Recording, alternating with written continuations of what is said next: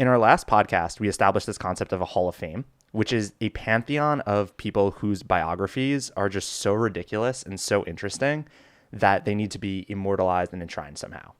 And on today's episode, we are going to talk about Samuel Zemurray, and he is going to make a bid for our Hall of Fame. And Samuel Zemurray might be a name that you're not familiar with, but I think this is probably part of the Hall of Fame, is they have to be people that are kind of not well known, that have lived these crazy lives.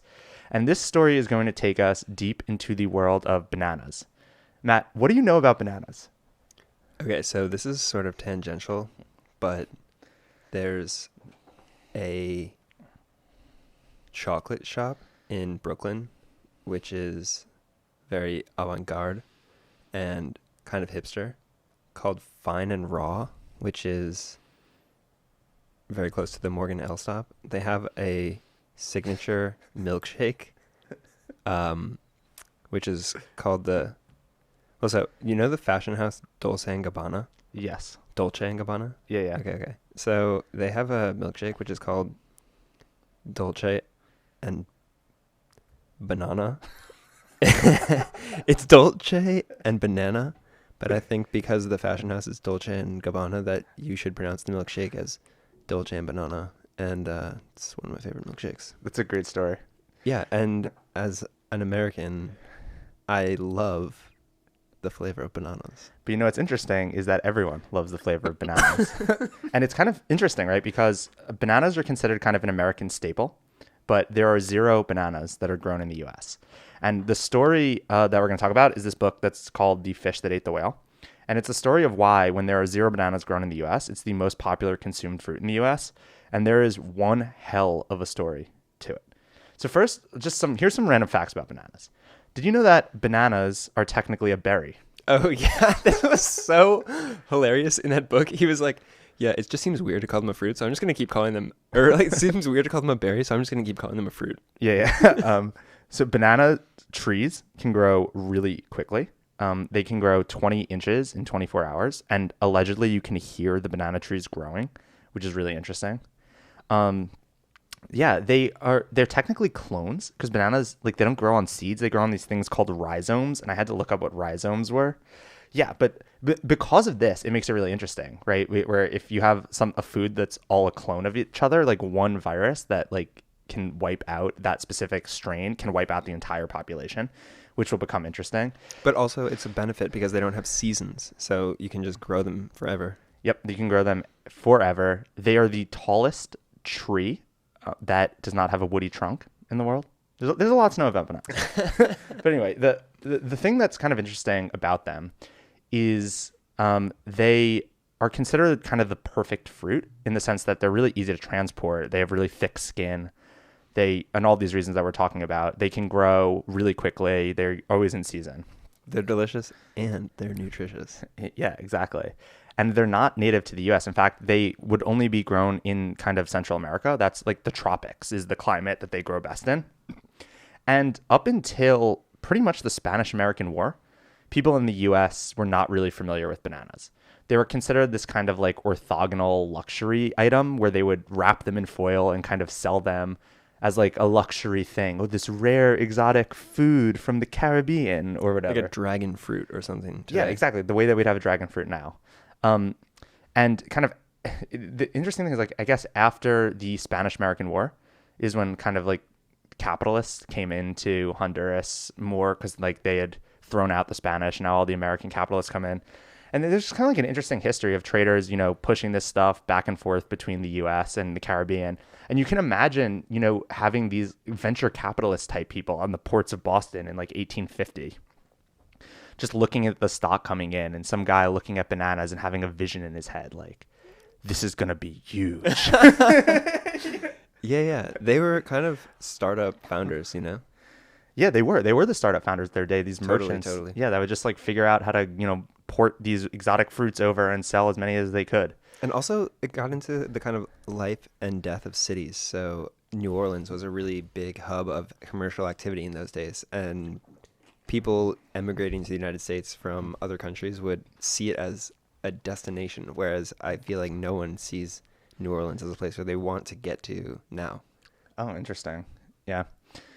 So there's a story with this, and it kind of goes in two directions, right? Because the context is kind of this emergence of this company called United Fruit. And then there's an orthogonal story that's this biography of Samuel Zemurray, and they kind of merge halfway through this book. So I guess we'll start with a quick United Fruit train, and then we'll get to the Samuel Zemurray following like the kind of train of the book. But yeah, anyway, this story is going to be so interesting. And like we said, it's a Hall of Fame bid. So Yeah, following the train of the book, Yeah. which starts on a train.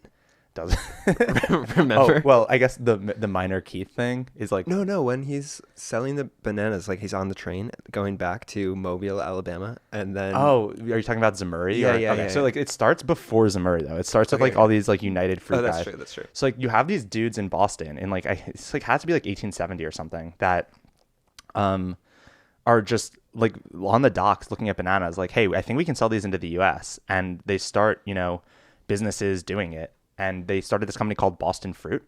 But the problem with bananas is they had this thing where like we were saying, they're all clones of each other technically. So like they were all being grown in Jamaica at the time. So like one storm could wipe them out, or one virus could wipe them out. And this is going to end up happening in 1898, or 1899, one of these years. And they call it the year without bananas. And in this storm, like some storm happens in Jamaica, it destroys the entire stock of bananas. No one in the US gets bananas. And banks are now reluctant to actually contribute money to anyone that wants to start a banana business, because they're like, oh yeah, this is so seasonal, and like one thing can like completely destroy it.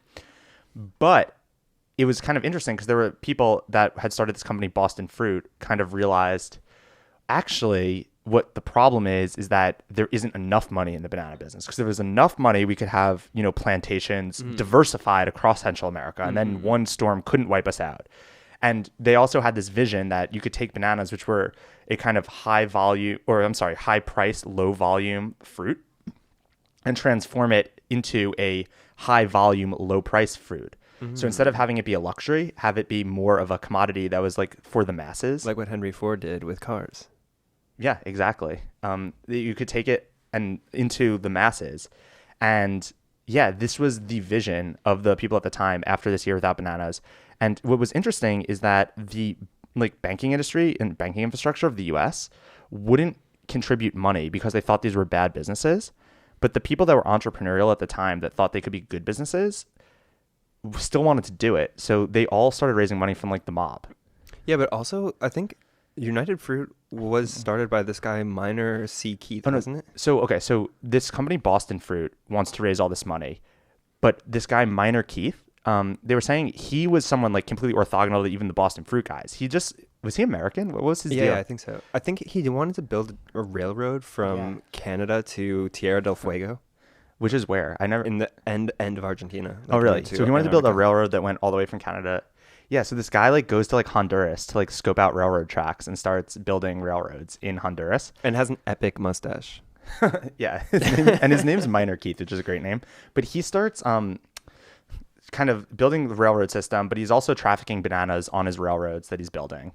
And he is the guy that kind of, you can like, it's really interesting the kind of like cultural role Central America plays at this time, which is, it's almost like Westworld, which is like this fantasy, because I guess in this era, right, it's just as the Wild West, the gold rush is ending, the Wild West is getting tamed, so to speak.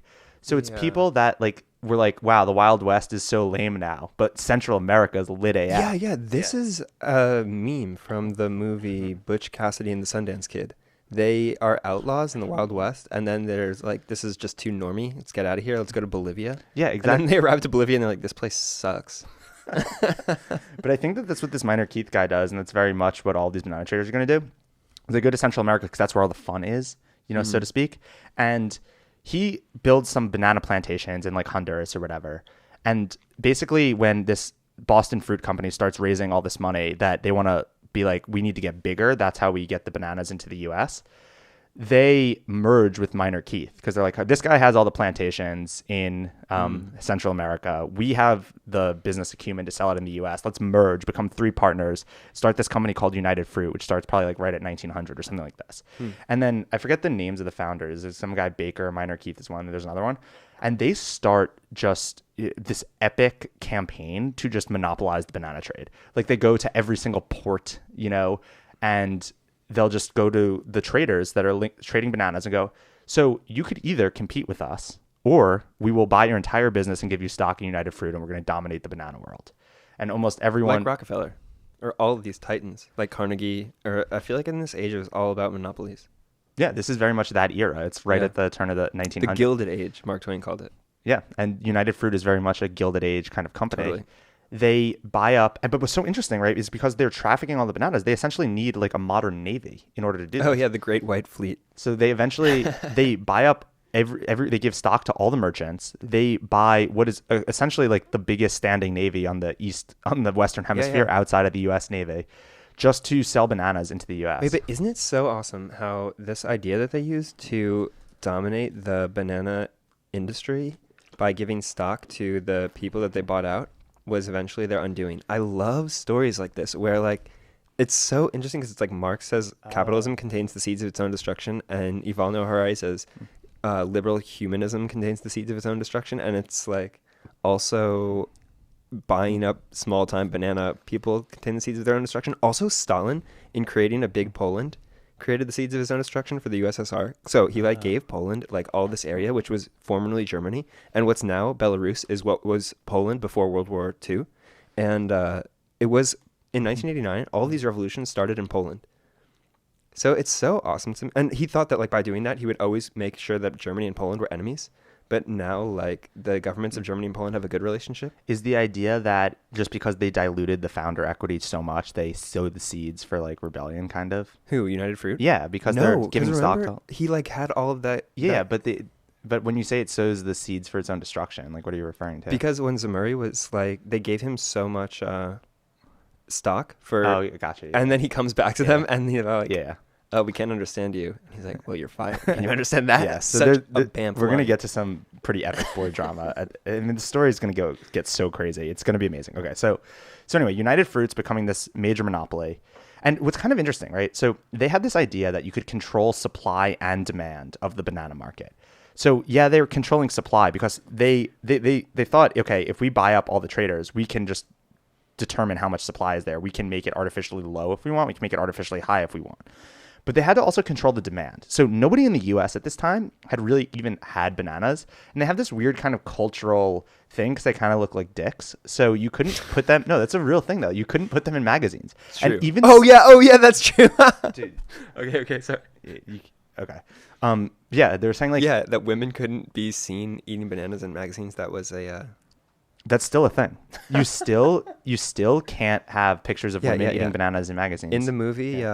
Terrible Bosses or whatever. Horrible Bosses. Yeah, there's a scene like that.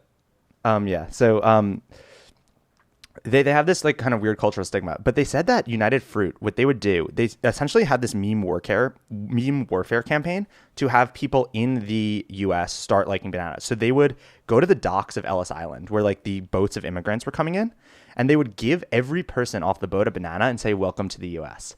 As like they're just trying to associate this idea of having a banana with like coming to the U.S. and thinking of it as American. So smart. Yeah. I read something about this as well, like that, or rather, the thing I read was that McDonald's, they had these playgrounds. They used to back in the day. I remember when I was a kid, my parents would let me go and fool around in this McDonald's playground, and so kids developed this sense of, oh, I was having fun at McDonald's when I was a kid, so now I just like McDonald's, and it's just like it's ingrained in me from being a kid.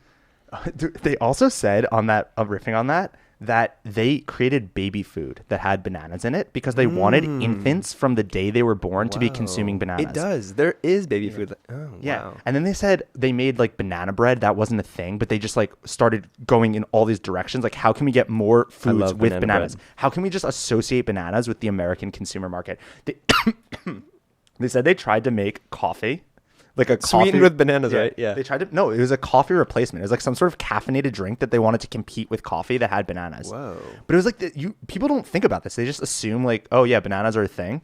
They said in the book that the average American consumes 70 bananas a year. Yeah. 70. That's significant. That Dolce and banana milkshake. And it's like, you don't realize that this is all artificial. They're not grown here. They're not a native fruit to the U.S. Like, somebody had to just... But... Yeah. I kind of think of the countries of the Central American Isthmus as part of the United States, the greater United States. Yeah, fair enough. As you could consider Tajikistan part of Greater Russia. Sure, that makes sense. And they're also saying it's kind of interesting, like because they competed with coffee. Coffee is another one of these things that isn't grown in the U.S. That's kind of imported, but nobody thought, like the original people that knew about bananas didn't see it being an exported good the way coffee was. It was like these visionaries in the 1870s are like, no, we could totally make this happen in the U.S. So anyway, so United Fruit is becoming really big, and it's kind of this interesting thing where this is right at the time that this whole Sherman Antitrust Act is happening in the U.S., where people are kind of concerned about monopolies. Standard Oil is going to get broken up in 1912, and that's going to be like the big thing. But United Fruit is actually put before the Supreme Court in 1910. So this is 2 years before Standard Oil gets broken up. And they have an antitrust case where it's like, okay, this is a monopoly. They control 75% of the entire banana market, the classic monopoly. And somehow the Supreme Court does not break them up because they say that because they're business operations are not in the U.S. Oh, this was amazing. Okay, I have to modulate my exclamations, but yeah. This was a very interesting point that because their businesses are outside the U.S., they're not subject to these antitrust things because all of their monopolistic behavior is taking place overseas. Yeah, and who is this? Oliver Wendell Holmes, yeah. I think was the Supreme Court Chief Justice. But because they basically get off because their behavior is technically not in the U.S., it's not a U.S. monopoly. Every multinational company, like till today, right, will just be uses like, the same precedent. This is not a bad loophole. Right. Just do stuff outside the U.S. and then crazy. This system of laws based on precedent is really fascinating.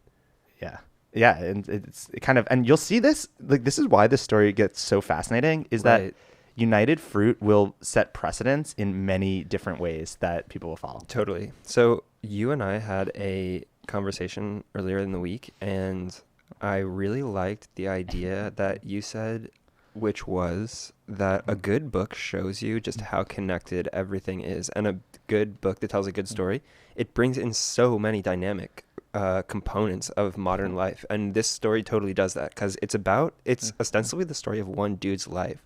But himself brings into play things as far afield as feminist movement, the independence war of the formation of the state of Israel, and bananas and baby food, and just how all these things are related, which is just so interesting. We haven't even gotten started. I know it really is fascinating how many aspects. Like that's why this story is so interesting, right? I like things that are about simple ideas. It's like, okay, how are bananas so popular in the U.S.? But then the actual answer requires going really deep down the rabbit hole of society. The stack. How many layers in the stack? And I like stories like that. I like stories that are mysterious in that sense, where the core thing that you're actually debating is such a simple or seemingly unimportant concept. And then the actual rationale gets really deep. Like I think this about Jordan Peterson all the time, where it's like he got popular because he's like arguing about pronouns, which is like the dumb, like no one cares about fucking pronouns. But then he's like, no, this is really like an issue of civilization, you know, and it just goes so deep down the stack that it becomes like a kind of interesting like thriller to follow in a sense. Another book I read that reminds me that also is so wide-reaching as this, but I guess it's a little bit more obvious from the outset that it is about the shipping container. Because the shipping container is basically what facilitated modern globalization as we know it today. And there's this one dude who had the idea. Basically, it was after World War II. He started buying up all these used aircraft carriers and then just standardized all of this. Pretty fascinating story. Maybe we should do that at some time. Yeah, definitely. Shipping is cool. The entire global trade industry is cool. All right, so let's pick up the thread of this story. So United Fruit gets off from the DOJ and they become this monopoly that has memed bananas into the U.S. and are a massively powerful company. And it seems like, I don't know, like the bananas are grown on like plantations in, Honduras, and there's haciendas, they call them. Yeah. Oh, latifundia. What is that word? Okay, so latifundia was these giant estates in ancient Rome that all the plebes would work on. And they use this term when they describe, my friend encouraged me to read this book, The Open Veins of Latin America, by this super leftist dude who just talks about U.S. imperialism. It's a really fascinating book. And he rails against the system of latifundia and hacienda. So hacienda, I think, is the basically plantation system, and latifundia is these giant land grants. So, for instance, United Fruit just had millions of hectares of land, and just half of it, or maybe 2/3 even, or even more than that, would just remain uncultivated because they wanted to drive up the price of bananas. Yeah, and I guess they also, so it's not only just that they have plantation workers in these Central American countries and like all this politicking with the governments, is they also have like this entire industry of people that are just like banana hustlers. They're just like people that are dealing with the transport and the trade, and that's where Samuel Zemurray is going to come into this story. So this guy is kind of like I just guess a Russian immigrant that ends up in New Orleans in, when all the Russian immigrants He's came like in. And Boston George in the movie Blow, except that his product is not cocaine, it's bananas. Yeah, exactly. He's like literally a hustler, and he has this entire philosophy. So I guess United Fruit, as they're doing this whole thing, they have this thing called ripes. I love that they use this term. Yeah. Ripes, and they just mean like bananas that are ripe, and Not even totally ripe, just a little bit ripe. yeah, and they would be essentially useless because you couldn't, if you had a ripe banana in your boat.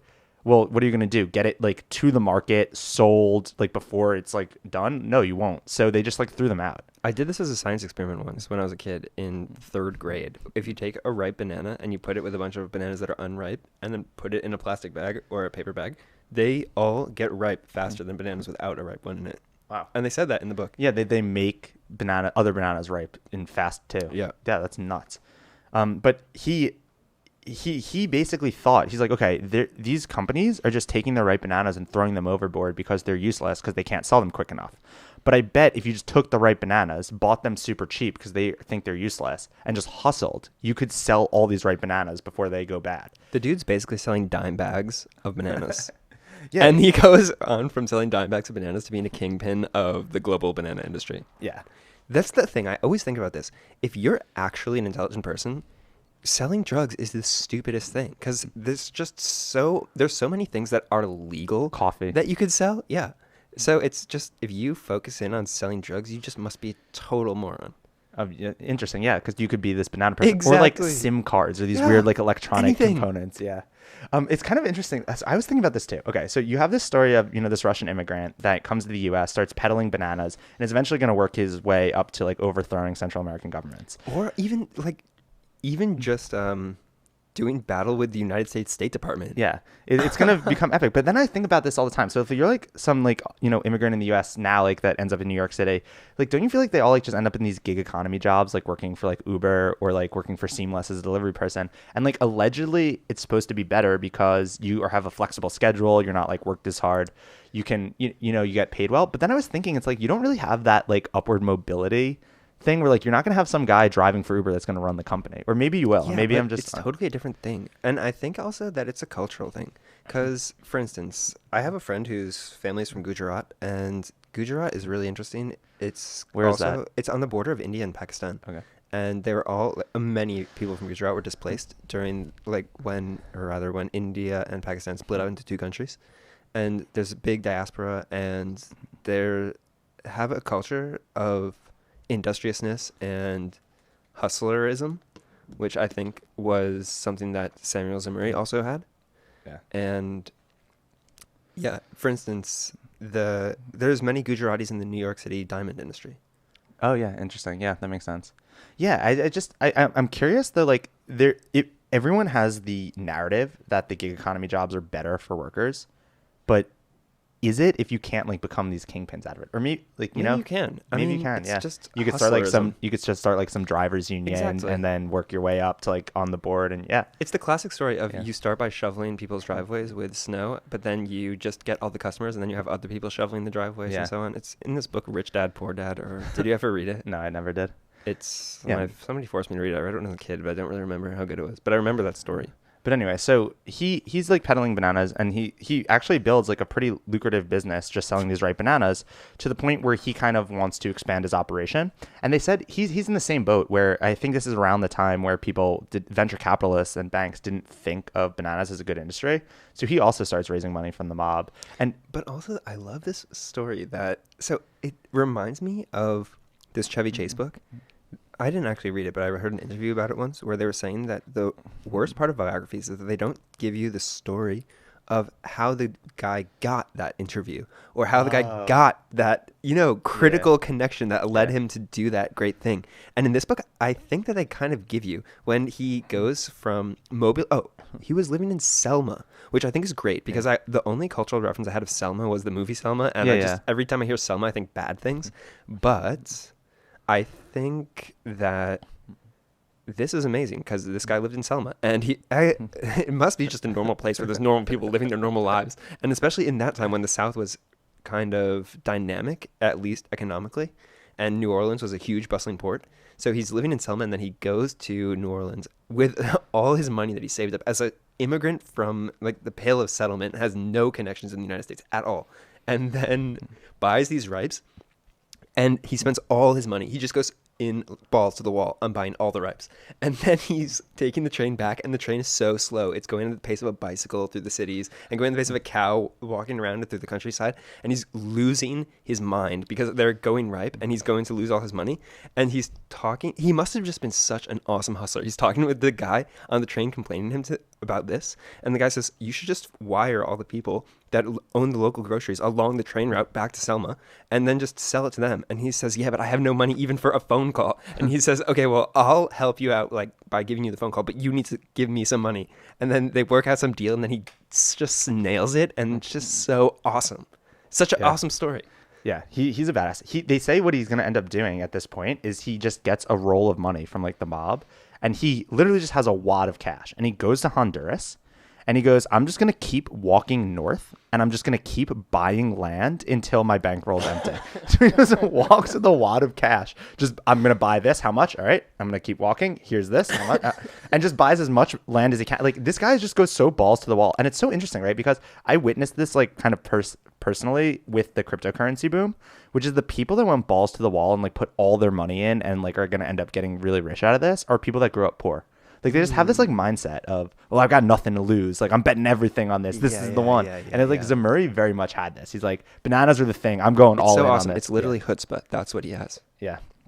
And he buys up all this land and starts, making banana plantations and starting his own kind of banana company. That is going to be really interesting so what they're saying is, so he's raised all this money from the mob. He is like the biggest hustler. He's going to become the biggest competitor to United Fruit that ever emerged. Like, these guys thought they had a monopoly on the trade until this guy Zemurray is going to come encroach on their territory. But one of the things that he's doing when he does this is that I guess the profit margins that he was selling bananas at were really slim. It was really important for him to be able to export the bananas duty free from Honduras to the US. And he gets these things called concessions, where essentially you just bribe government officials to like give you. This part is so good. This is such a good. So he bribes all these government officials to get concessions from the Honduran government, which allow him to export his bananas duty free. And he's going to start, becoming like pretty lucrative with this business, and eventually like coming up against United Fruit. Okay. No, but it's not just that. It's the railroad. Yeah. God, it's so funny. So you can let me know if I mess this story up, because I remember the anecdote slightly. So like in 1860, I think they said the Honduran government borrowed money from a British bank to build a railroad in Honduras, and then the bank was going to get revenue from the commerce that happened on the railroad. But they funded the guy that was going to build it by the mile, so they told him that they would pay him by the mile. So he just made the railroad go like 60 miles out of the way, like completely like the wrong way to build it. It goes like around the capital city, and they're saying like they still don't have a railroad in Tegucigalpa or whatever because of this. And the project like never gets completed because this guy's just like completely defrauding this British bank, and they basically go bankrupt. Like, they can't repay the loan because the railroad went too far out of the way. So the British government says, okay, well, we are not getting our loan repaid, and you guys don't want to pay us, so we're going to send our Navy over there to make you pay us. But this is the time where they have this thing called like the Monroe Doctrine in the U.S., which is that any Western Hemisphere country is our colony to like deal with, and they don't want any European ships coming over. So Britain's about to send the Navy over, but the American government doesn't want this. So I think it's probably Woodrow Wilson at the time. I don't remember like exactly what year this is, but Forgot. they have J.P. Morgan refinance the loan, where now instead of owing this British bank government any money, they're going to owe J.P. Morgan money for this railroad. And J.P. Morgan says, okay, great. And they work with the State Department of the U.S., who the Secretary of State is a guy named Henry Knox at the time. Is this Fort Knox? Is like the same guy? Maybe. Is I don't know. I have no idea. I don't know. Maybe Knox is a common name, but it's a guy named Henry Knox. And they come up with this thing called the Knox Plan, which says that the Honduran government is going to, or I'm sorry, the U.S., like J.P. Morgan is going to just tax like 1% of all Honduran exports until the loan for this railroad is paid off. And Samuel Zemurray, and they call this the Knox Plan. And like the people in Honduras were not on board with this because they view it as, these Yankee capitalists are just going to take a vig on everything that we're doing. This guy, Samuel Zemurray, is like, he's a mid-tier banana company. He's not as big as United Fruit, but he's making his business bigger. And he basically is saying, okay, well, I bribed all these government officials. I'm supposed to be able to export my bananas duty free, which was a huge risk at the time too, because he was just taking all these loans from the mob and just because he bought all the land that he could with normal bank loans, and then the banks were like, we won't loan you any more money, and then he's like, oh, okay, I need more money, so he goes to the mob and then he just starts loaning all this money from the mob, which is just insane, and keeps buying all these tracts of land, and he bribes the Honduran government. It's like, okay, you have no export duties, so he has that, and then it's like his business is kind of balanced at a knife edge. Yeah. So he's really thinking, he's like, okay, well, this Knox Plan screws me over because I bribed government officials to get duty-free exports. And now you have the Knox Plan that says I'm going to have to pay 1% to the JP Morgan. So he basically starts bribing Honduran lobbyists to lobby against the Knox Plan. And, these guys in D.C., like Henry Knox and whoever the president at the time was, Woodrow Wilson or something, or, they're chilling in New York and they're like, how's the Knox Plan going? They're like, we're getting a lot of pushback and we're not really sure why. So eventually they track it down to this guy, Samuel Zemurray. And they're like, all right, fly him to the U.S. Like, we need to talk to this guy. And they have this scene in the book that's so good that just describes this meeting between Henry Knox and Samuel Zemurray, where Henry Knox comes in. He's like, okay, so let me just lay this out. I am the Secretary of State for the U.S. government. You are some mid-tier banana trader. From Ukraine with a huge, thick, heavy accent. He's like, this is what's going to happen. We're going to take 1% of all exports. And what are you going to do? Fight the U.S. government? They're just trying to basically plant the flag. We need this Knox Plan. JP Morgan pays a lot of money in lobbyists to the U.S. government. They're getting their money back. They don't lose money. Sorry, but you're losing in this exchange. All right. So here's the situation. Samuel Zemurray has two options. He can either admit defeat and go pivot and sell oranges or something. No, he can't though. His so over leveraged and his business is screwed. If he admits defeat, he's done forever. Right. Okay.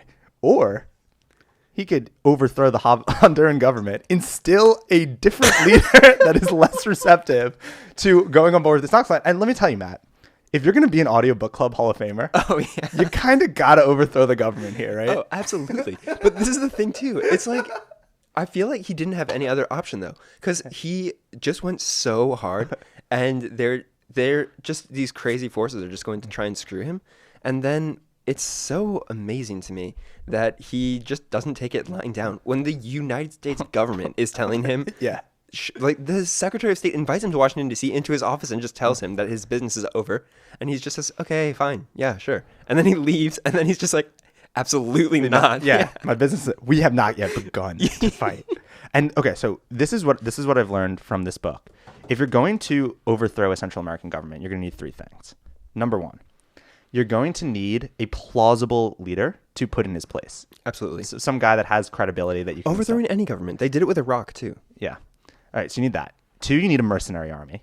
Mm-hmm. And three, you need a warship. Eric Prince. Yeah, you need a mercenary. Okay. So he finds this guy, Bonilla. I don't know who this dude is, but he has some credible claim to wanting to be the leader of Honduras. Who was the crazy guy that got in the drunken railroad accident? Lee Christmas. We're going to talk about him.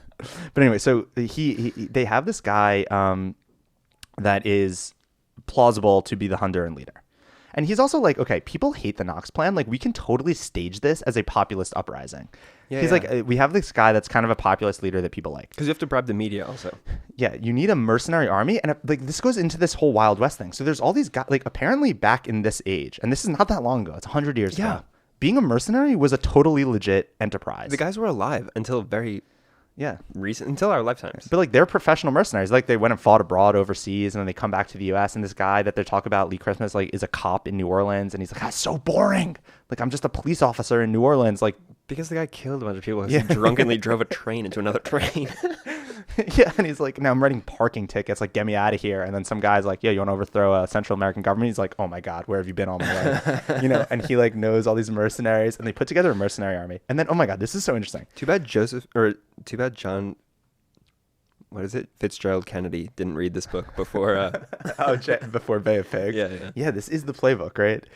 Which will become interesting later. But and then he gets a warship, which is so interesting also because apparently you can just buy warships. Oh yeah, and then the State Department finds out that he bought a warship, and they just like, God damn it, who sold this guy a warship? Yeah, so it's so interesting. So he doesn't buy the warship, but he has like some proxy buy a warship. Exactly. And they're like, okay, well, just don't use this for war. He's like, I would never. I'm using this for commerce. What are you talking about? I'm going to, sorry, I think the volume levels are a little off, but probably. He's like, so I'm going to use this for commerce. I'm going to trade on it. I'm not going to use a warship. I'm like, all right, really sure you're not going? And they sell him a warship. Yeah, but then later the Secretary of State finds out that he bought it. Yeah. Amazing. Oh, it's so good. And they're being trailed. Oh, this is how the book starts as well. They're being trailed by federal agents through those brothels and bordellos in New Orleans. And it's just obvious to them that they're FBI agents because, okay, I don't know if this is actually true. But every book says that FBI agents, you can tell them by their shoes. They wear shiny shoes all the time. Interesting. Yeah, that makes sense. Why do they do that? Well, Is it still true? They said it was like funny. They'd have these guys that were clearly like spies, and they'd be like trying to like blend in with the gringos, even though they were like Spanish, and they'd like wear a cowboy hat and like cowboy shoes. Like, hey, I'm just a rootin' tootin' cowboy here. What are you guys doing? And they're like, oh, that dude's a spy. But anyway, so they have this proxy buys a fully functioning warship. And he's like, hey, guys, I'm going to go on a commerce mission to Central America. Don't mind me. And Zemurray is in Honduras at the time. He's like, oh, yeah, I'm not associated with this warship. I'm in Honduras. What are you talking about? They sail out to sea, and then they sail out on another boat, and they just intercept the warship halfway. And he takes his mercenary army, this guy Bonilla that he wants to instill as the leader, and they go onto the warship, and it's like, now you're cooking a little bit of a revolution. Using their weird mob connections, too, like going through these bayous in Louisiana and just taking these secret boats out to meet people in the night. Yeah, and then you land in Honduras, and they take over a city, and they're like, here's the revolution. Welcome to the revolution. And this is so interesting, right? So from the perspective of an outside observer, it looks like there's a populist coup d'etat going on, where it's like, oh, well, the Americans are installing this thing called the Knox Plan, and they don't like it, so they're revolting. But it was really so much more interesting. It's really like this, this entrepreneur trying to protect his business interest by overthrowing a foreign government because he hates the way like the U.S. is acting. Imagine if this is what's going on in actually like Sevastopol in Ukraine or something. Or in the east of Moldova or whatever, that actually some crazy thing like this is going on, where there's just some business interest, some dude is selling bananas in Ukraine, and then the Ukrainian government's trying to take it over, so he calls up Vladimir Putin, and they're just like, come on, dude, our banana business is suffering. Dude, it might be, man, for all I know. Who knows, right? Yeah, it really does make you like question a lot of narratives because this is literally one guy behind masterminding a coup d'etat that's a populist coup d'etat. And eventually they cause so much havoc that it's like the guy that is running Honduras agrees to have an election. And the Bonilla wins the election and grants Zemurray his exemptions where he can continue selling bananas duty-free. Amazing. Also, I should mention that this book just has so many quotable lines. And I always have felt that this is a indicator of a phenomenal book. Oscar Wilde's books are written in this way where just every single line is something that you could tweet and get a bunch of likes on. And I think that this Rich Cohen book I've empirically validated that you can tweet out literally half the lines from the book and get people to like it on Twitter. He does. I was reading the reviews of this on Goodreads because I thought this book is absolutely phenomenal. It's one of the best books I've read this year. And a lot of the people were criticizing him for inserting himself too much in the story with like putting all these badass quotes and like editorialized content. I thought it was awesome though. Yeah, me too. I love the style that this book's written. Rich Cohen, that's the guy who wrote it. He's awesome. He just like puts in these lines, but they're so good. He's like, Zemurray didn't care if like he gave equity to a partner because he knew that if he was either going to lose everything alone or with someone else. Like, what was it? He's like, he didn't care. Like, he was either going to lose everything or make millions. Like, he didn't care if he lost everything alone or with a person. But also, it's so just obvious that Rich Cohen was super erudite and awesome because he would quote these amazing, cool, really relevant lines from Rudyard Kipling poems and other cool books. Yeah. The book starts with a bunch of cool quotes, and I think this is an indicator of somebody who has incorporated a lot of nice content into their life and nice stories if they're able to use cool quotes in appropriate places. So I guess what had happened at this time is I think that there was a coup in Nicaragua or something, and it cost the resources of the entire State Department 2 years before this to overthrow the government. And it was like, wow, you spent the entire U.S. government resources and spent 2 years overthrowing this one government, and this one dude overthrew the Honduran government. Like, come on, guys. So, Yeah, but it, to me, is because a bunch of bureaucrats in the State Department don't really care if their project works out. What are they going to get? I don't think there are any consequences if a bureaucrat doesn't do what they're supposed to do. But this guy had his entire life on the line. Yeah. So I think it's a good point how you can't constantly are pointing out how leveraged he was. And it's just, it really is a story of like a guy going just all out on something. Cortez. It's the Cortez thing where, you know, the story that Cortez arrives in South America and some of the soldiers, when they get there, are equivocating. They say, oh, we should go back to Cuba. And he says, oh, yeah, we should go back to Cuba. So one night he just goes out with a bunch of his homies and sets all the ships on fire except for one. And he says to them in the morning when they wake up, okay, anybody who wants to go back to Cuba, you can take this ship and go. And anyone who wants to take over South America with me, let's roll. And everyone finally just said, okay, just sink that other ship. So they've set it on fire, and then they just go and take over all of Peru in 3 months with 500 dudes. Amazing. We got to read about Cortez at some point. It's so good. But so I guess after this happens, he starts expanding his business. And they say he, like UF at the time, had been on top for so long. They'd been on top for like 40 years or something, that they're getting a little, lazy. Soft. Soft. I love that they portray the story of the guy who was the president of United Fruit, how he went to Harvard and, just was this bougie loser who was pampered. And this Saul Zemurray guy was just so... such a Hall of Famer. Yeah, exactly. That guy just stood no chance against him. Right. And even though they're smaller, they're just gaining more market share. Their business metrics are better, so like their profit margin's higher because he's running a tight ship. Oh yeah, they say this guy Sam Zemurray, he would go like work on the plantations. He was like considered a snake killer. Like this guy was like one of the best killers of snake. He'd go right in there on the plantation. And the guys in Boston Fruit or United Fruit were just, never went to the plantations. They didn't understand people. They didn't understand the middleman, how you manage things. And like his margins are so much better. And it starts like he's almost encroaching on their territory now because he's buying up more land. He's aggressively encroaching. And they get to like this part where he wants land in Guatemala, which is a separate country than Honduras. Funny. And United Fruit is in Guatemala. And they're like, you're not getting land here. Or the thing with the title, with the two titles. So there was this scene when Guatemala and Honduras, or I forget, two of these countries, they both had claims to some piece of land. And United Fruit went the stupid, losery Harvard Business School type approach where they went and litigated it in the courts of Nicaragua.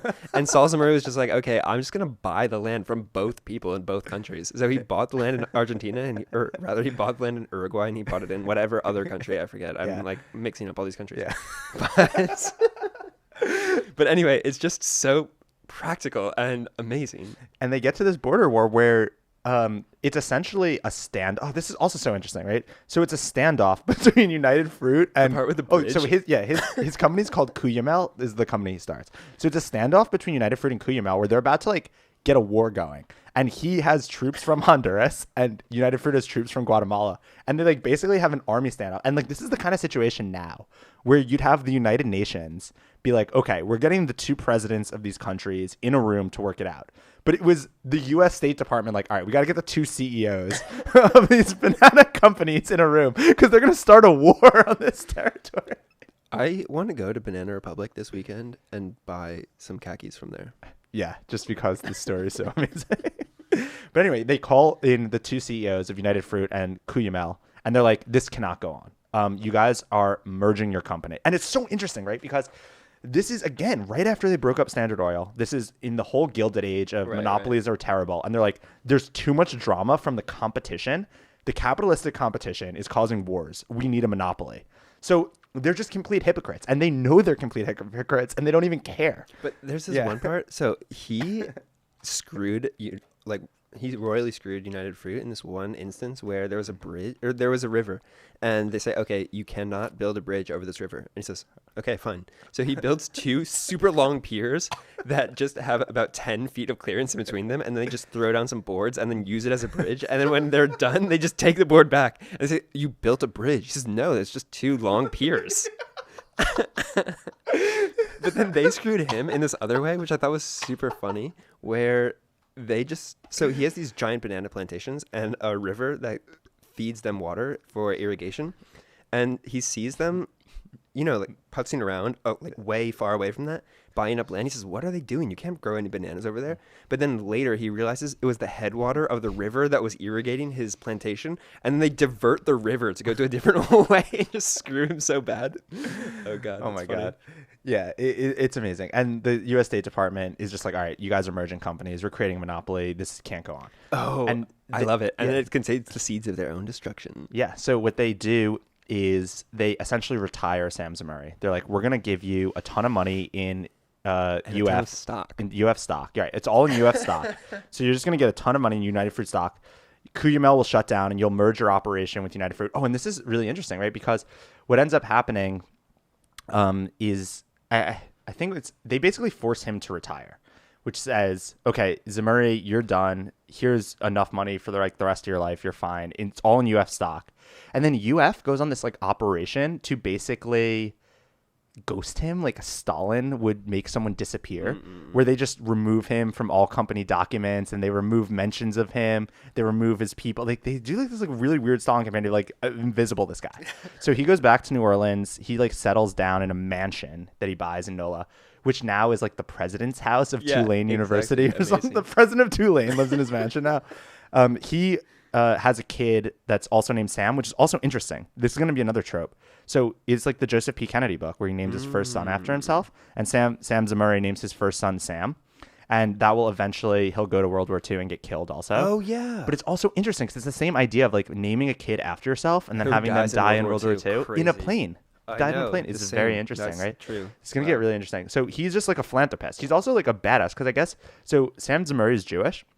And I think it's a thing when you're really Jewish that you're really into philanthropy. Everyone I know that's like super religious is into philanthropy. He went and gave a whole spiel about it in the book. Yeah, he's like, but anyway, he's like, philanthropy, if you get credit for it, isn't philanthropy. It's trading money for status. Yeah. So like he would anonymously give a lot of, so they don't even know a lot of the stuff he donated because it was like really anonymous.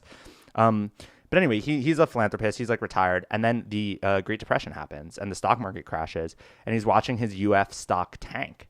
And he's like, all my money's in UF stock. It's tanking, and these clowns are running the company into the ground. And he starts like scheming a little bit. Where he's like, all right, it's so funny. He goes to one of the board meetings, and because they're like, Sam, I know technically you have stock, but what are you doing? He's like, you need to do this. Who's running this plant? Like blah blah. And they're like, yes, come on, man. And he just like, it's like, all right, this can't go on. Or they say. Oh, they start making fun of him because they're these stupid waspy losers from whatever Dartmouth and stuff. They're like, oh, we can't understand you because he's exactly from Russia, speaks with a huge thick accent still, although he moved to U.S. as a teenager. And then he comes back into the boardroom and he says, so he brought all of these stocks. So before that, I should say that it's in his clause that he signed with the company when he had this retirement, that he signed a non-compete where he could never start another banana company. Oh, yeah. But it didn't say anything about him doing a corporate takeover of United Fruit. Oh, it was like so a loophole where he was supposed to be out of the game, but he could technically overthrow the company if he wanted to. Yeah, and so he had all this stock because that was the deal that they made when they bought him out. And then it's the Depression, so he's just going around buying up stock. And so he goes there and he gives them all this advice on how to turn the company around, and they just start making fun of him. So he just leaves the boardroom and they think for a second, oh, we showed that guy, we're so cool. And then he comes back with all the stock that he bought and he says, okay, I own this company now, you're fired. Can you understand that? Oh, God, so awesome. Badass. Yeah, he just bought up 51% of the shares, goes in the boardroom, throws them all down, all the certificates down, and goes, you're fired. It's amazing. It's like a scene out of a movie. I have no idea how this book is not a movie, by the way. I was thinking about this. This should be a qualification for the Hall of Fame. Is if somebody said that they were going to make a biopic about this person's life, would you just invest in the movie and get returns on it? Like, I would do this in a second if they were doing a Samuel Zemurray movie. So that's how you know you're a Hall of Famer. But yeah, he overthrows the board, becomes the CEO of United Fruit, and turns the company around. Like he goes on like a 6-week tour where he goes to all the plantations, like firsthand, talks to the manager, and if they like stutter on like one of his questions, he fires them and replaces them with something. Like he could tell like in 1 second if somebody knew what they were talking about or not, or they're just like some guy's getting a little too comfortable. Because he has this like ethos. He's such a hard worker, and he just hates like people that sit in offices and don't do anything. This guy's like on the plantations, like hustling and whatever. And yeah, so he turns the company around. They start turning a profit again, but then I guess this is World War II happens, right? So now we're in the 40s. He's turned United Fruit around. He's now the CEO, right? And it's funny because he like started as the competitor, now he's the CEO. And World War II, he uses a quote that's like Hitler ruined everything, because they basically say that bananas are considered a luxury good, and thus they could not. From Britain. In Britain, the British government declared it as a luxury good because I think in World War II, the German U-boats were surrounding Britain and just trying to blow up all food shipments to the UK. So they stopped importing bananas, and they say in the book that was 25% of their customer base just gone overnight. Yeah, because the British government like made them illegal or something. Yeah, they declared them as a luxury fruit, and you weren't allowed to import luxuries. Yeah, exactly. And then they also, German U-boats start like they come to, man, they were so sneaky. They came to like South Central America and just start torpedoing random shit. Yeah, crazy. Just like mess with the Americans. Yeah. And they like blow up some United Fruit boots. And then eventually FDR repurposes the banana fleet. Yeah, they start commandeering their boats. Oh, yeah, and they God. said, we need these for the war. They just like said, okay, we're taking every boat. And they have like literally a navy, and they just turn them all into war fleets. And then they have this like image of Samuel Zemurray that followed the war like religiously, following his fleet. Yeah, because his son also was in it too. Yeah, he knew fleet, yeah. he knew where each of his ships were during the war. He knew how many he lost. He was like obsessed about it. Yeah, and he loses his son, which just rocks him. Man, World War II is so messed up how many just everyone loses their son. I know, crazy. Yeah. And then after the war is over, I think he gets like really into politics. He really, what was he saying? Like he kind of liked FDR. He's like a socialist. But then, oh my God, they said he hated Huey Long. So he's in New Orleans. He's like a big money dude in New Orleans. And Huey Long, who I guess, I want to read more about him. There's a McCullough book about it that I think we have to cover. I don't know anything about this guy, but I'd be down. Yeah, he's interesting. I know it's from Changes by Tupac. He's like, you gotta love each other. That's what Huey said. 2 shots in the dark. Now Huey's dead. Yeah, it's about Huey Long. But he was a communist guy in New Orleans, and he was really against really wealthy dudes that had overthrown foreign governments and whatever.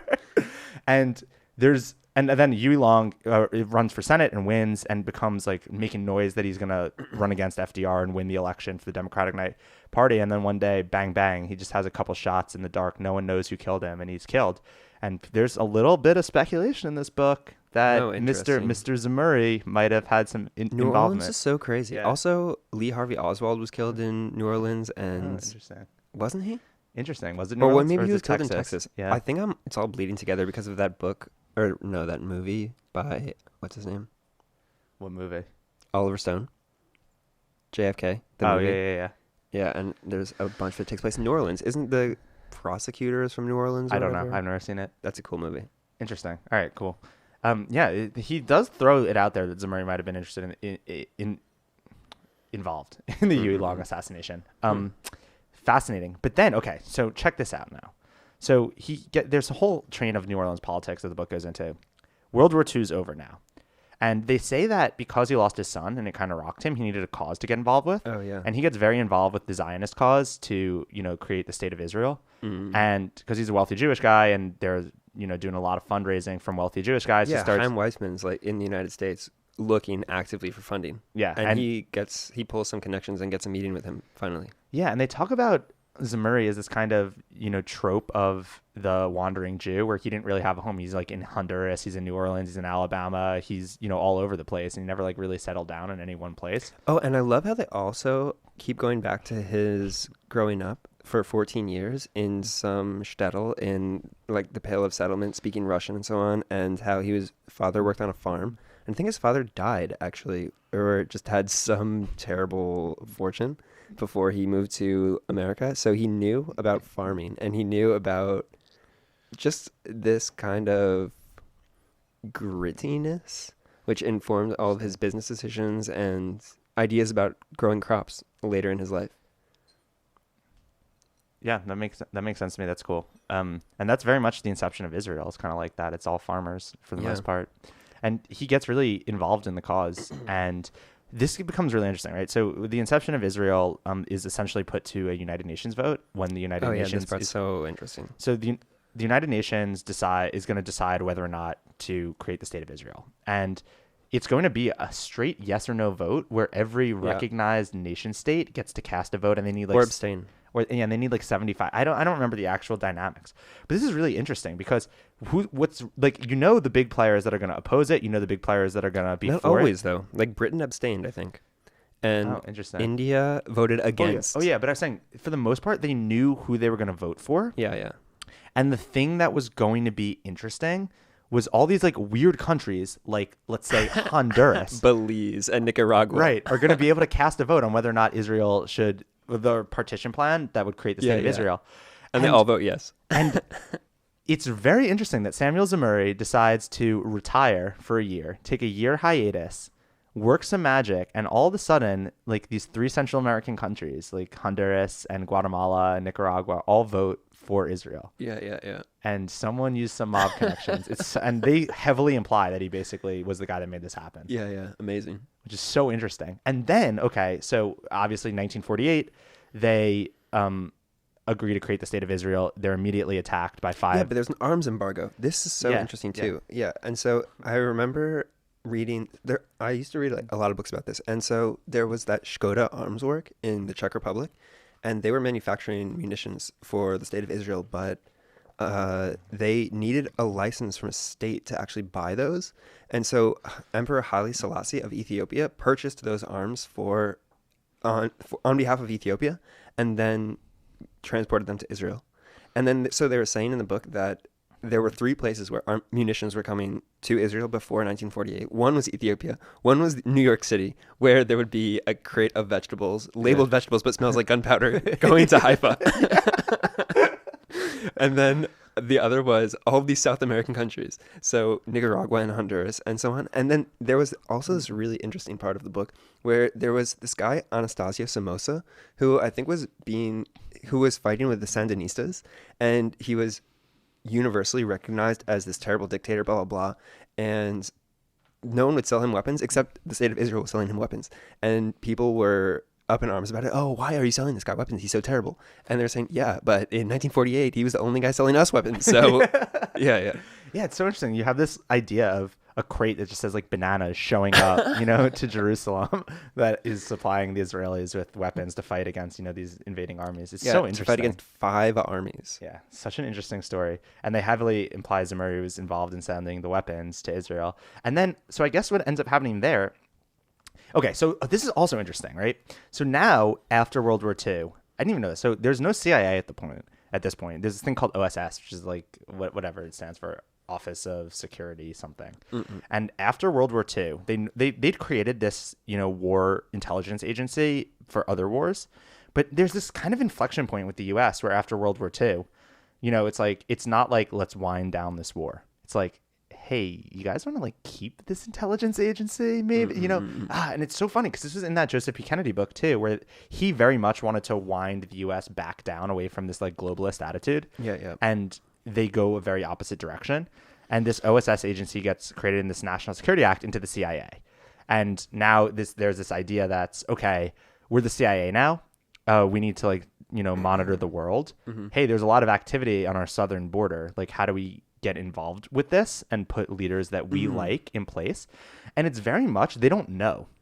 So they're trying to like learn the playbook for how to like control Central American countries. Yeah. And they're like, well, this Samuel Zemurray guy has done a pretty good job overthrowing governments. Like, do you think he could teach us some stuff? Oh, right. And then Edward Bernays and all this. Oh, yeah. Amazing. So the CIA starts basically shadowing Zemurray and putting agents into the United Fruit Company as kind of like Blackwater. Right, because the Iron Curtain's starting now. Yeah. So basically World War II's over, and Israel is victorious in 1948. And so what's going on now in his life? So he's still the CEO of this company, which has had their shit rocked in World War II, pardon my French, with all their boats getting sunk. And now they're trying to reconstitute and rebuild up everything. And another really interesting part of this book is that it bridges the chasm between how these things used to be, which were just run by swashbuckling pirates, so to speak, not literally pirates, but figuratively, and just cool guys who were just balls to the wall, just doing their thing. And now how everything's so corporatized and sterilized and just blah. So this guy's life, he bridged this chasm. He made his bones, you could say, in the era of, I'm just going to go sail on a ship with some of my friends and take over the government of Honduras, to now you have Chiquita Brands International running all of the. So it's so fascinating because this guy was kind of the last of the Mohegans, so to speak. Yeah, that's a great way to put it. I like that analogy a lot. And yeah, the CIA basically embeds with United Fruit Company, and that ends up becoming a plot point because eventually in Guatemala you're going to have this kind of revolution led by Che Guevara. So No, not led by Che Guevara. Che Guevara was just first involved. went there. Yeah. I read the biography of Che Guevara. I used to always be interested in this guy, and the guy's name was no, I'm gonna forget it. But they were saying that Che Guevara was in Nicaragua sowing this revolutionary sentiment, and one of the things that is like a talking point of this revolution is that these stupid banana companies that like United Fruit. Oh, I never said this before, but I really like this, that they called United Fruit El Pulpo, which means the octopus. El Pulpo, such a good word. But they have this sentiment against the banana companies, and that's very much going to be the enemy of United Fruit. Now, what's going to end up happening is United Fruit, who's already done this successful meme warfare to make bananas a thing in the first place, they're going to hire this guy named Edward Bernays that is going to be really interesting. He is basically the father of public relations and media manipulation and propaganda. Apparently, Goebbels was really into his writing, and United Fruit hires him to help get the United States government to support fighting the communists that are again attacking their business interests. And this is so interesting. Arbenz. Okay. That's the guy's name. All right, cool. They do talk about it in the book. But this is so interesting. This is the point I want to say. Okay, so they're talking about this Bernays guy. And his whole philosophy is kind of, if you want the public or someone to act in a certain way, you don't just tell them to do it. Like if you're trying to sell luxury cars, you don't just like go on the media and say, "Oh, our car is so great." Yeah. You get the U.S. government to raise speed limits because then that makes people driving. Such a good like, example. He's this guy that just plays so deep and dirty. So he goes, "Okay." And that was the book that was actually recommended to us by one of our awesome listeners. We're totally going to read his book. Yeah, Edward Bernays. And it's so funny that he's in this book on Samuel Zemurray. But so they hire him for the United Fruit Company. And his philosophy is, okay, what you need to do is you need to make it seem like Guatemala is a beachhead for a communist invasion of the Western Hemisphere. Yeah, but another thing that I think is so beautiful is this guy was from Vienna, and he was a friend of Sigmund Freud. And so Freud had the idea of the subconscious and the collective unconscious that we all have as humanity, and also Carl Jung was into this. And this guy was trying to manipulate the collective consciousness of the population, which is just so fascinating, applying these Freudian ideas on a macro scale instead of a micro scale. So amazing. Oh my God. So he literally, I mean, he's like not so far removed from Goebbels, maybe, because they say that he makes a movie called like Why the Soviets Are Afraid of Bananas. Like it's like a major motion picture in the US at the time. And he but how about the thing about feminism, which is just hilariously funny, where they wanted more women to smoke, and so he did somehow by hook or by crook, he associated cigarettes as freedom torches and had a march of women in Manhattan just walking down the street smoking cigarettes. Called a smoke out. Called a smoke. Yeah, they were saying this guy Bernays he worked for the cigarette industry, and he made cigarettes a form of empowerment. He's like, they don't want you to smoke, but smoking is so liberating. Let's have a march that it's about women's empowerment, where you just smoke cigarettes and show off your empowerment. Right. Oh, so interesting. But like the mass manipulation that this guy goes in, it's so interesting because literally it's going to create the Cold War in a sense, because he and now United Fruit, they start working. So Samuel Zemurray, his friends with Arthur Sulzberger, who's the guy that runs the New York Times at the time. And he will just say, like, he'll go to meetings. And he's like, hey, Arthur, are you going to talk about this communist invasion of Guatemala? Like, you need to talk about this. And like, they'll literally just go to these, like elite meetings where he just says this all the time. He's like, fine, I'll write about the communist invasion of Guatemala. So that's in like the New York Times, like communist invasion of Guatemala. And he just like memes it into the US collective consciousness that Guatemala is a beachhead for communism and they need to be fought. But really what he's doing is protecting United Fruit from like Che Guevara, like getting uppity about it. It's unbelievable. It's crazy. And then also the fact that the guy who mounted the Bay of Pigs invasion had Che Guevara as a prisoner on the airport in Guatemala City. I think it's actually called Guatemala City, the capital. I think you're right. Yeah.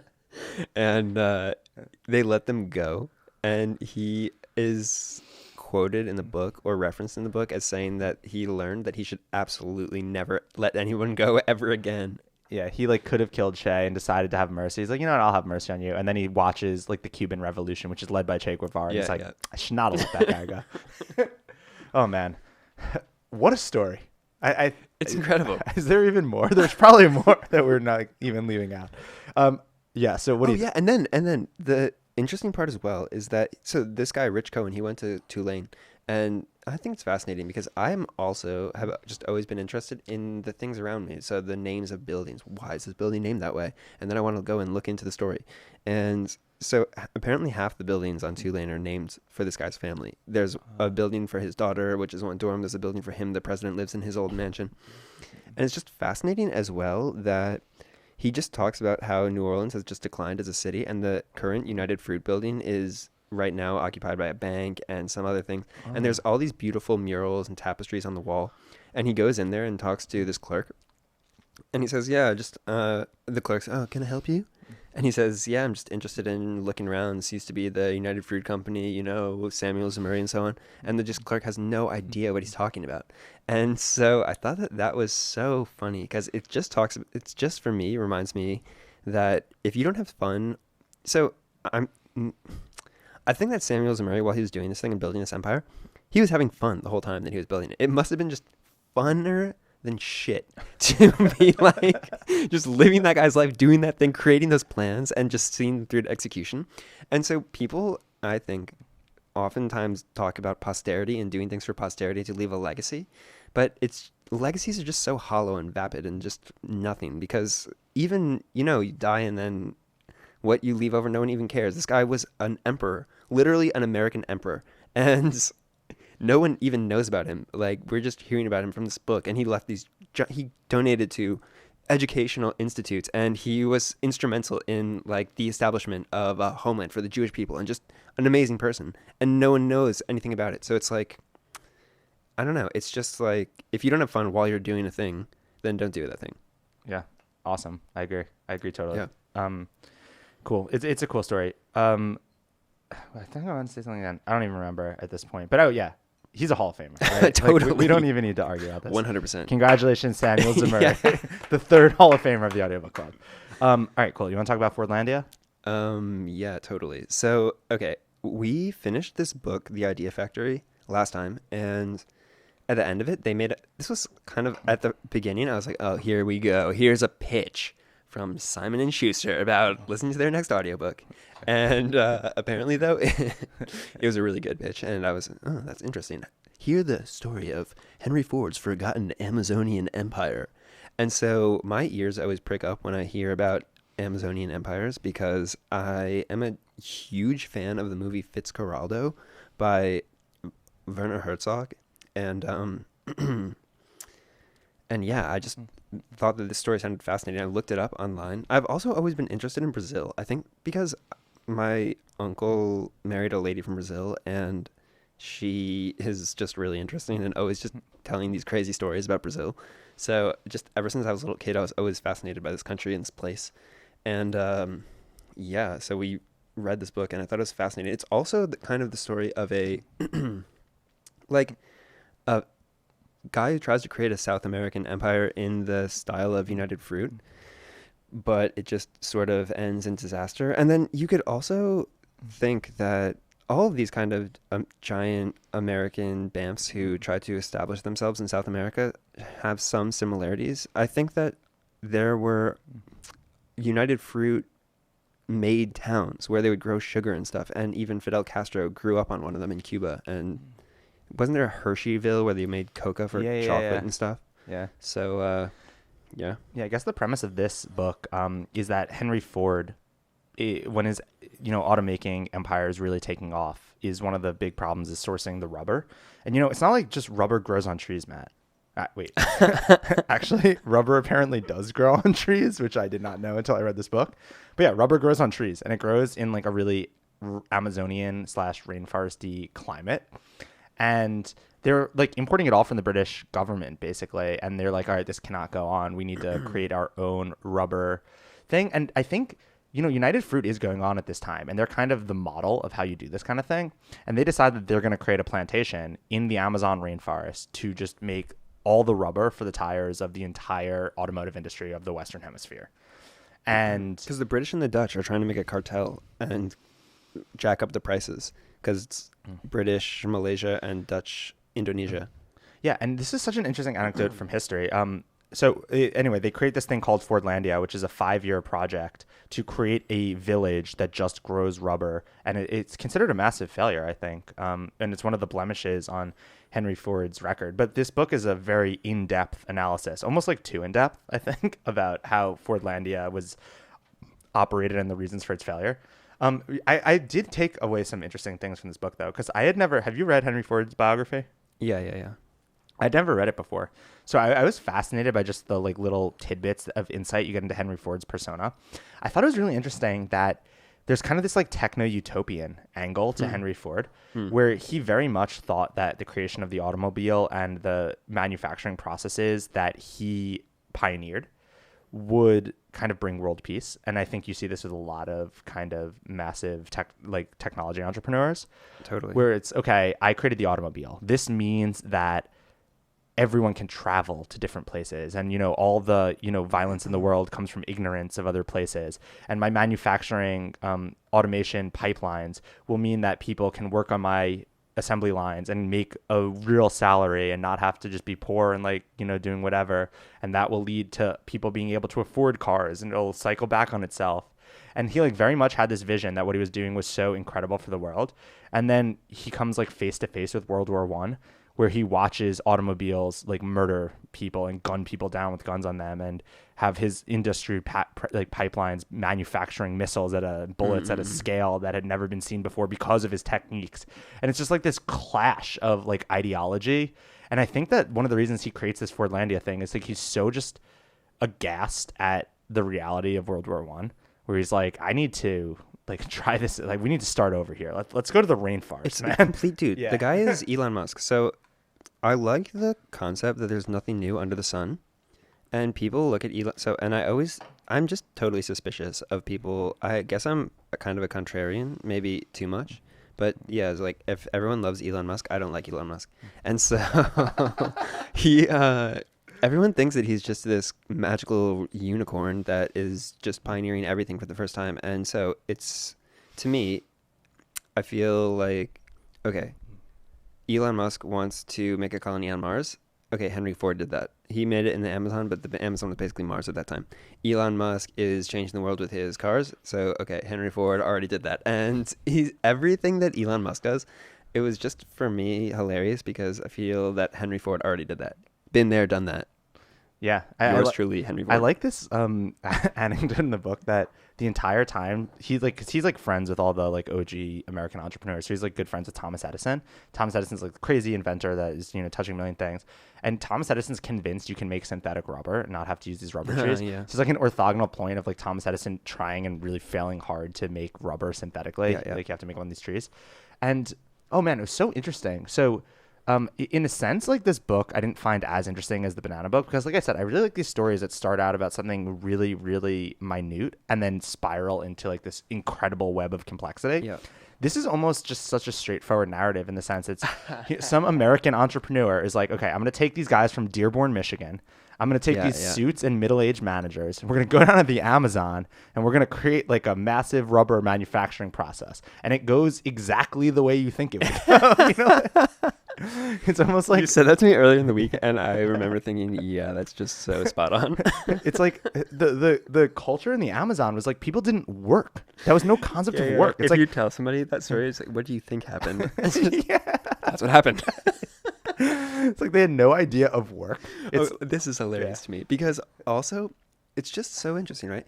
And it reminds me of another book that I read. I forget which one, but so they were saying that the Amazon is just so abundant that the guys had banana trees growing outside their house. They stick a fishing rod in the river. They just start pulling out fish. They can go and kill some monkeys and just eat monkey meat. So there's just so much abundance there that the people that Ford hired would work for him for 6 months, get some money, and then just bounce because they don't have to work to earn sustenance or anything. And it got into this concept that I heard. So I've always been fascinated about why the United States was able to be such a productive country, and why, well, specifically related to Simon Bolivar and creating this kind of United States of South America, this Grand Colombia that he tried to create. And it gets into the idea that South America had just too much abundance, like too much resources, and North America had. So there was too much gold there initially, and then the Spanish could just start exporting all the gold. But in North America, there was just nothing. So the English didn't even fight very hard for it. For instance, the English in the Boer War fought really hard to get South Africa away from the Dutch because it was full of gold. But North America, so Connecticut and Rhode Island and Massachusetts, what is there? Nothing. There's just really, really violent and hostile Indians and really, really rocky soil, which is bad for farming. So if these crazy settlers want it for themselves, so we try a little bit, but it's... All right, man, you got it. Go for it. Good luck. And so actually it's a curse, but it's actually turns out to be a blessing. So I'm interested in things that contain the seeds of their own destruction. And I'm also interested in curses that contain blessings and blessings that contain curses. I guess it's part of the same thing. This is a theme that I'm interested in the universe. Yeah, that's interesting.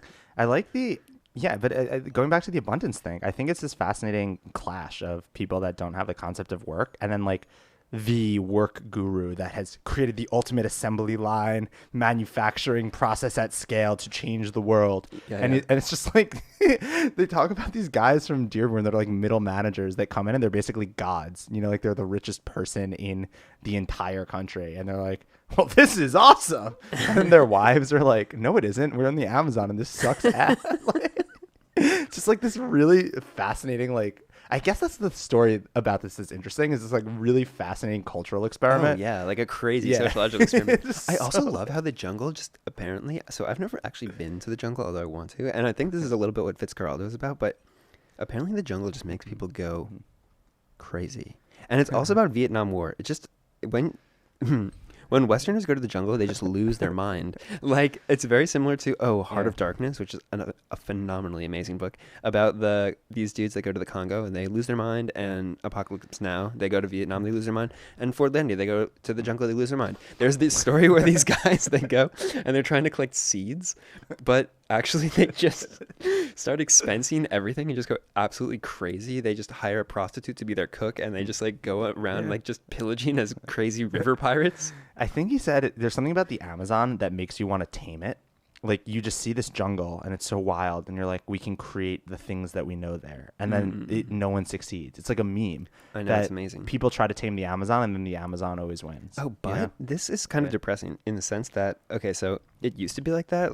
So in Fitzcarraldo, in Fordlandia, the Amazon was just this big, unwieldy, dark, crazy, scary, mysterious beast with people that would shrink and eat your head living in there, and jaguars that will rip your face off. And they say jaguars steal people's babies out of hammocks and eat craziness. them. Poison frogs, anacondas, piranhas that swim in the river. So you can't even go in the river. Amazing. But nowadays, with all of our modern technology, the Amazon just seems like this kind of frail thing that we need to protect, which is kind of depressing for modern humanity, but whatever. You said something to me earlier that I thought was hilarious, where you're like, it's kind of annoying that Amazon's this amazing company, but the Amazon sucks. Yeah. The company's the first $1 trillion company, but the Amazon itself is kind of lame. Or also, at the end of that book, the Fordlandia book, they started talking about this craziness that goes on in the modern Amazon today, where they have just literal slavery going on, where they just lure people to go to this place to do logging with the prospect of jobs and stuff, and then after they get there, they just pull a fast one. Gotcha. Now you're here. And they make them sleep in these crazy corrugated iron buildings and just don't let them leave. And it's just so insane. And then also how these multinational companies are just like one step removed from this illegal foresting that's going on, but they just claim ignorance of it because of the way that they're able to cook the books and hide the logs that are actually being produced.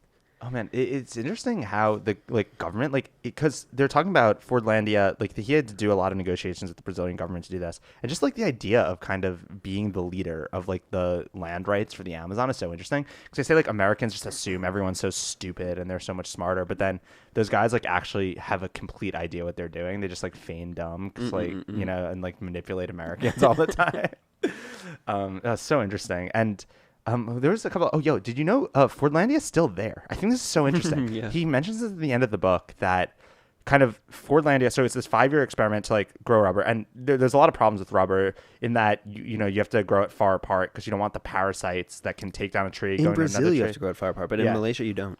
Fascinating. Right. So this is eventually why Fordlandia will fail. Is Southeast Asian rubber ends up being a better climate for it. Yeah, but which is interesting because in Brazil, there's all of these parasites that infect rubber trees and eat rubber trees and are bad for them. So you can't grow them close together. But in Southeast Asia, the climate is the same, but there are none of the parasites that grew up. They're non-native. Because they evolved. Amazing. So it's rubber was native to the Amazon. So all the parasites through evolution over thousands of years, or millions of years, sorry, grew up to eat on the rubber tree, and then it's not native to East Asia, so they just took the rubber and put it to East Asia, and now we got the rubber and none of the parasites that evolved are there, which is kind of an interesting concept, right? When you put something in an exotic location, the parasites aren't there. Yeah.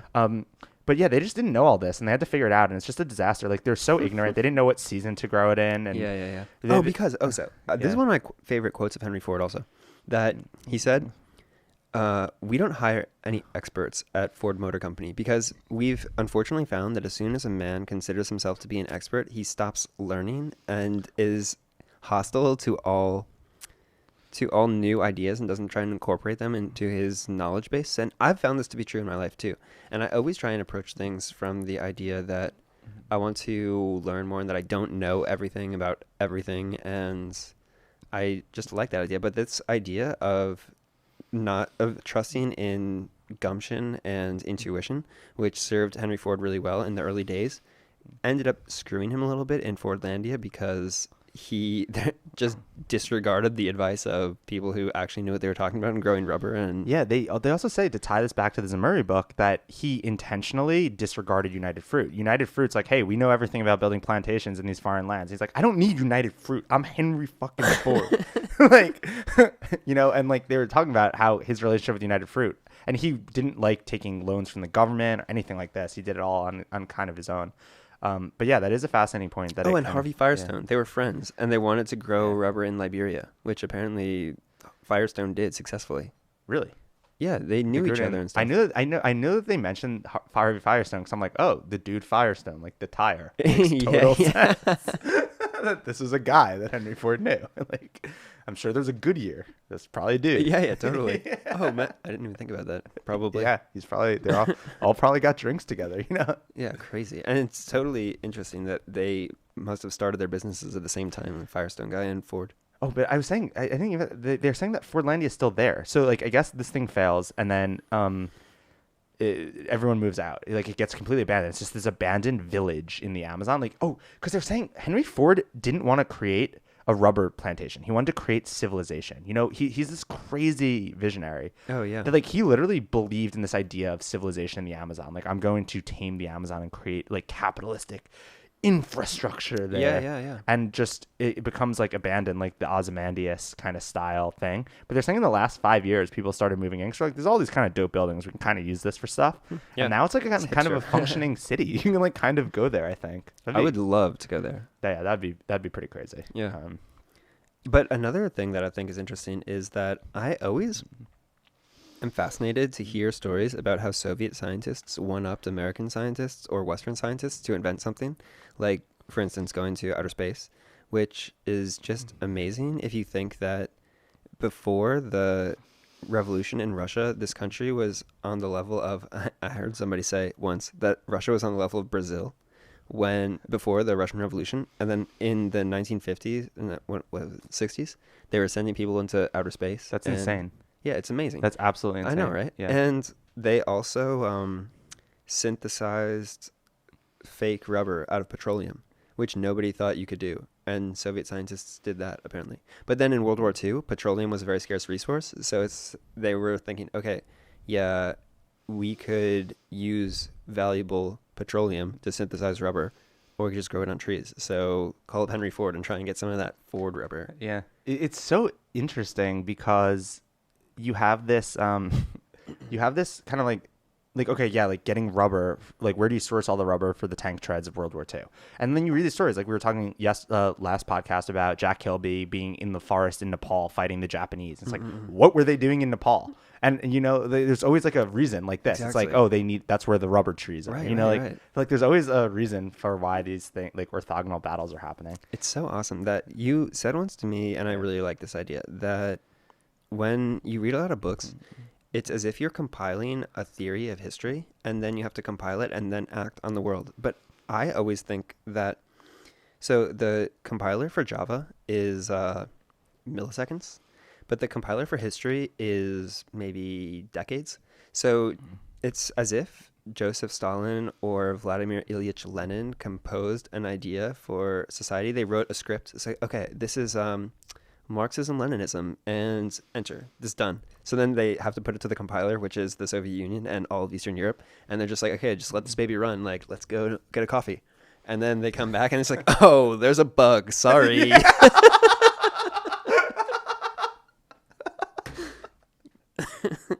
That's pretty amazing of an idea. And I think that's why you can't really engineer civilization, right? Because like you said, there's a 30-year cycle time or something. Yeah. You engineer it. You're not going to find out that there's a bug until 30 years later, and it's going to go horrifically wrong. Where if you just let organic processes emerge, and like that's why like the U.S. was so successful. It's like liberty is super simple. It's just like you don't try to engineer things like localism. Switzerland's been successful forever because they're the most localist. Could anyone ever name the prime minister of Switzerland? No one could ever. No one knows this dude. No one cares. They're just like their little villages, just run their own, do their own thing. Hey, this place doesn't have banking laws. Like, let them do their own thing. They like never get invaded in the wars. They're like totally cool because they never try to engineer anything. Yeah. And like the U.S. did this successfully too. It's okay. Limited federal government. Nothing goes wrong. There's no bugs in this system. Like maybe there are like inefficiencies and things could be better, but it's not going to go horrifically wrong. But I like that idea of compiling civilization and being like, hey, you know, if you create this state that enforces equality, they have a lot of power. What if people just abuse it? Yeah. It's kind of with the Chinese government now, like their social credit system. It's like, this is great in theory, but let's compile this. So hilarious that that the Chinese government, it's the common theme is no taxation without representation, and China's like, okay, so we won't tax you. Yeah. It's so smart. It's genius though. I know it is. Like people don't like getting taxed, and we don't want a revolution, so let's just not have personal income taxes. Let's just tax businesses. Then we only got to deal with like these really big guys. You know, it's like it's something written on a whiteboard, and they see this representation, and somebody crosses it out, and then the taxation is on the other side of the equation. Saying, cross that out. And he's like, yeah, we solved it. Yes. Oh my god. All right, yeah. What else? Fordlandia is good. Fitzcarraldo. Yeah, Fitzcarraldo. You want to talk about Fitzcarraldo? I mean, you like this movie more than me, so. Okay, yeah. It's just this movie that I think is amazing. I don't know why I like it so much. I think it's because, there was this scene that I never got, and so I've watched the movie a bunch of times, and that story he tells at the end that there's this guy who goes to see Niagara Falls, one of the early French trappers. And he comes back to Montreal and he says, I've seen a waterfall that's bigger than any waterfall that anybody could ever imagine in the world. It's crazy. And so I've since heard that they've dammed up Niagara Falls, but it's still insane. When I flew to Toronto once, you can see it from the window of a plane. And so it powered the city of Buffalo. Yeah. And they invented buffalo sauce. Amazing achievement for humanity. It's one of the most delicious sauces in the entire world. So, yeah, really, that could drive their GDP up if they patented this. And so, in this movie, he says, "Yeah, my proof is that I've seen it." And so, although he kind of fails in his mission and then just uses all the money for this crazy extravaganza, I think that actually it's an uplifting story because it's about the indomitable human spirit. So this guy gets screwed, but I think that what he says about my proof is that I've seen it, and that gives him solace, is that he knows that he's capable of achieving what he wants to achieve, and that so the movie ends, but human lives are much longer than movies. They're, I think you said once, episodic, so they take place multiple times, right? So you have multiple days to iterate and then just be better each day. And so I think that the point of this story is that he, just realizes that he has what it takes. Although he's been involved in like many failed things, that he just like cannot be like defeated. I love this quote from Napoleon, which is that you are never a failure until you give up. Before that, you're just temporarily defeated. And if you look at Napoleon's life, it's so true. So it's like, okay, Napoleon, you lost the battle of, I forget, like Leipzig or whatever. Yeah, the Battle of Leipzig, exactly. Yeah. So now you're banished to like this island in the middle of the Mediterranean. You say, oh, is that how it is? And then he just comes back and just starts kicking their ass again. Yeah. And you're just like, oh my God, what's wrong with this guy? Well, that's the Che Guevara thing. It's like, we should have killed that guy. Really should have killed him. That's also a meme that we're realizing occurs a lot. We really should have killed that guy. Like Hitler, dude. Oh my God, I never understood this. He tries to overthrow the German government, gets caught, accused of treason, and gets sent to jail for a year. It's like, you guy tried to overthrow the government. You don't send him to jail for a year. Gets out and then does overthrow the government. God, the judge in that case. Where are the sentencing guidelines for Germany? Treason, 1 year. Yeah. Wait, what was I gonna say? I had a point. Oh yeah, this idea that you just said, I really like this. My proof is that I've seen it. I think that's gonna tie nicely when we talk about doing drugs. Because that's like the Steve Jobs thing. It's like tripping acid. He's like, dude, I've seen it. I've seen greatness. I know what it is. Like my proof is that I've seen it, and that's why he said it was like such an important experience for him when he comes back to Apple.